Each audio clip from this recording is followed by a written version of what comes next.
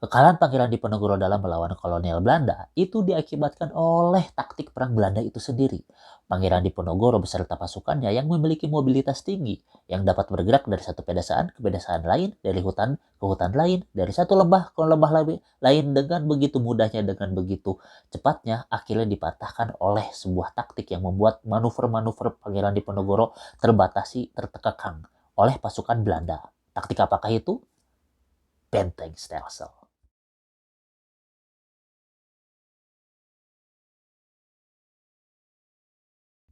Let's talk about it.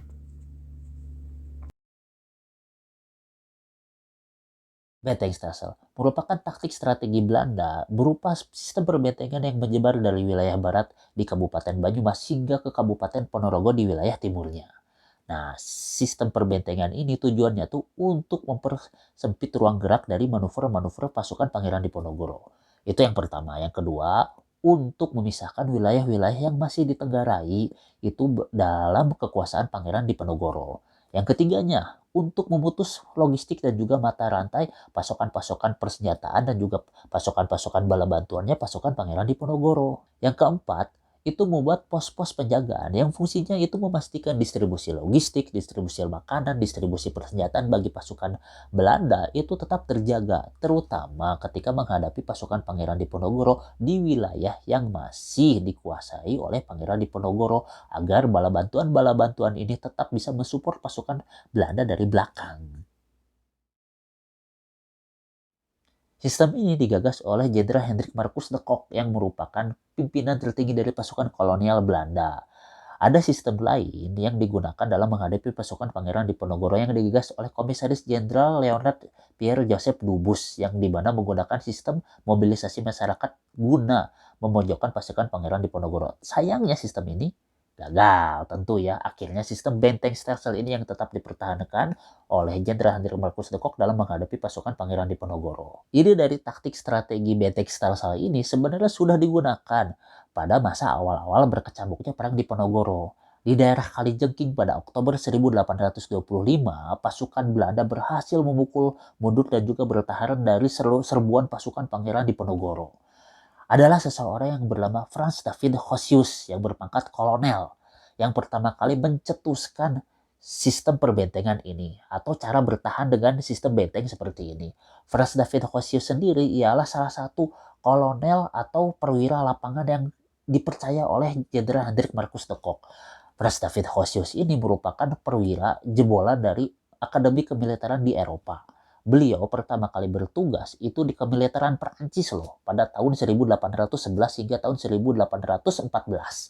Jenderal Hendrik Marcus de Kock ini akhirnya menunjuk benteng Stelsel ini pada Mei 1827 sebagai taktik pamungkas lah, taktik terakhir gitu dalam menghadapi pasukan Pangeran Diponegoro. Penerapan dari benteng Stelsel ini pada dasarnya mudah. Pasukan Belanda itu sebenarnya hanya cukup melakukan beberapa langkah.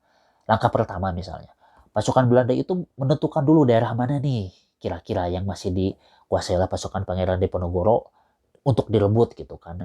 Diincar dulu daerah-daerah tertentu. Lalu di daerah tersebut pasukan Belanda akan menentukan sebuah titik yang paling strategis, yang paling aman dan juga paling menguntungkan dalam situasi peperangan. Misalnya di atas bukit, daerah perlembahan dan lain-lain.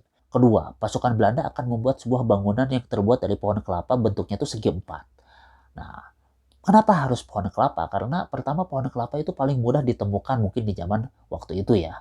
Nah, selain itu juga pohon kelapa kan strukturnya itu cukup kuat, apalagi dalam menghadapi tembakan meriam dan lain-lain, tembakan dan lain-lain lah. Selain itu juga pohon kelapa itu paling mudah pengerjaannya, cukup dipotong, cukup ditebang, lalu ditancapin, udah bentuknya kotak, udah cukup gitu seperti itu. Selain itu juga dibuat spot di paling atasnya itu dibuat sebuah spot di mana bisa menempatkan meriam-meriam begitu sehingga artilerinya ada, perlindungannya juga ada. Karena kondisi benteng yang sepertinya ya kayak dadakan kayak gitu ya.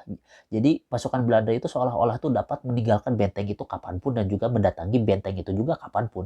Terutama ketika kondisi-kondisi di mana ada wilayah-wilayah lain atau benteng-benteng lain yang butuh bantuan sehingga pasukan-pasukan yang berada di benteng-benteng lain itu bisa segera meninggalkan bentengnya atau posnya itu untuk membantu wilayah lain. Ketiga, di mana kondisi benteng tersebut lama-kelamaan menjadi lebih vital lagi, menjadi lebih penting lagi.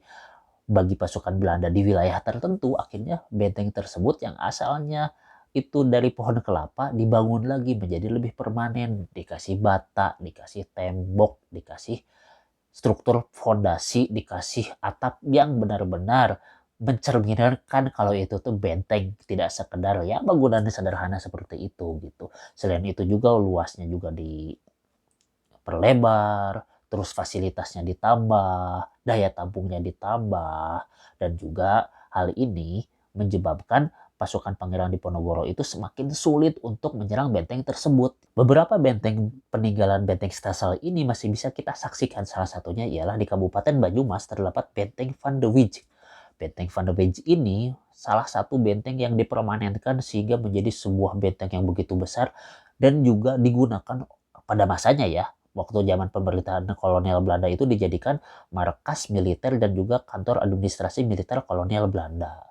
Benteng Van de Wijk ini juga digunakan untuk seperti pendidikan lah, kaderisasi bagi anggota-anggota militer kolonial Belanda terutama dari pribumi waktu itu. Nah, tahu nggak almarhum Presiden Soeharto ya, kan dulunya waktu zaman kemerdekaan beliau ini kan TKR ya, Tentara Keamanan Rakyat. Sebelum jadi TKR, beliau ini mendapat pendidikan kemiliteran karena beliau ini ya anggota KENIL, anggota pasukan Belanda. Nah, beliau ini ya ternyata direkrutnya, dididiknya di Benteng Van de Wijk ini yang merupakan salah satu situs peninggalan dari sistem benteng Stelsel zamannya Perang Diponegoro atau Perang Jawa. Tantangan terbesar dalam penerapan benteng Stelsel ini ya apalagi kalau bukan dari serangan pasukan Pangeran Diponegoro gitu. Ya meskipun kelihatannya kayak remeh gitu ya, bikin dulu benteng yang kecil, yang sederhana, yang kelihatannya kayak bukan benteng gitu kan, lama-kelamaan dibikin permanen. Ternyata untuk membangun satu benteng yang sederhana ini membutuhkan dana yang besar, membutuhkan dana yang mahal.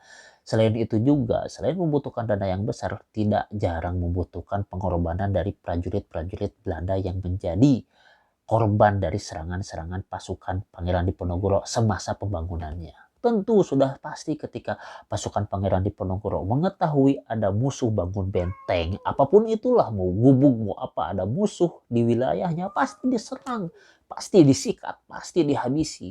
Cuman permasalahannya ya, kegigihan dari Jenderal Markus de Kock ini tetap kekeh ya, tetap bersikeras untuk terus pokoknya harus melaksanakan sistem perbentengan ini.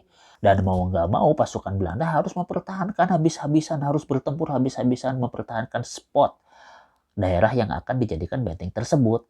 Salah satu kesatuan yang kerap menjadi pembasmi, yang kerap menjadi pihak penyerang pasukan Belanda ketika mereka akan membangun ya, ialah kesatuan yang dipimpin oleh Alibasa Sentot Prawirodirjo, putra dari Raden Ronggo Prawirodirjo ketiga yang merupakan menantu dari Sultan Hamengkubuwono kedua.